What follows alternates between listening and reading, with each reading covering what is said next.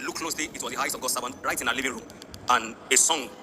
My soul magnified. I don't even know the song, but I was just following. After that song, she went out and it was a bike accident. Very terrible one. Her bone got broken.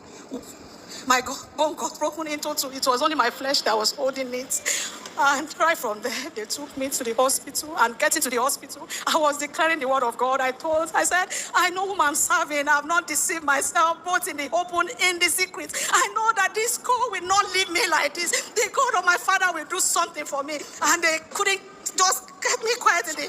Now, they told her that the leg needs to be amputated. It was 7 centimeters shorter. One was, which one of them? One was, yes, that's it.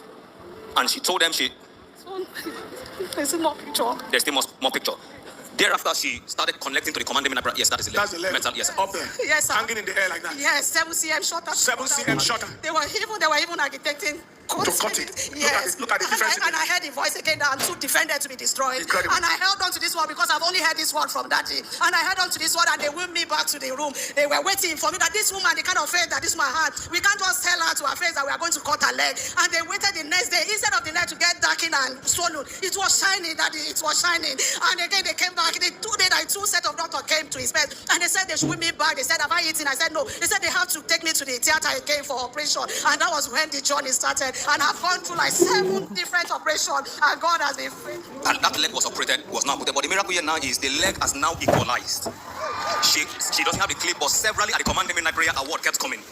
Before then, her father died mysteriously. Her elder brother, something fell on him. Uncle died mysteriously, but the word came, and now she can walk, leg equalized, as though nothing happened. Look at the difference in the shock in the height of the leg. Not by surgery.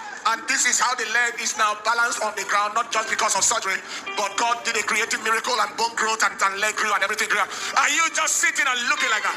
God is about to give you. I was wondering why you said he had an encounter and then went out and had an accident. I was just wondering. But I believe that encounter preserved her life. God saw what was about to happen and then encountered her first to preserve her life, because you say father passed and all of those kind of people happen. And God, she should have died. I mean, the level of this kind of fasting, she should have died, but God preserved her life. Can you give everything that is short in your life? Now, this is a very drastic miracle day. The shortness of the leg, and now that it has grown out, we need this, because it's a very, very clear scientific evidence of miracles, signs, and wonders. Go ahead and give the Lord a praise. Celebration. My soul, my spirit, praise His name. Wait a minute. Madam, was that the song? Yes, sir. This song? Yes, that was the song that was yes, singing. I don't even know it. Can you imagine that? I said that his death was coming for her. And God sent his servant ahead to minister to her, and sang this song. When the death came, the worst he could do was to affect the leg. That is why it's not good to grumble against God. Because whatever you saw was the least that could have happened to you. God was the reason why it was not worse than that.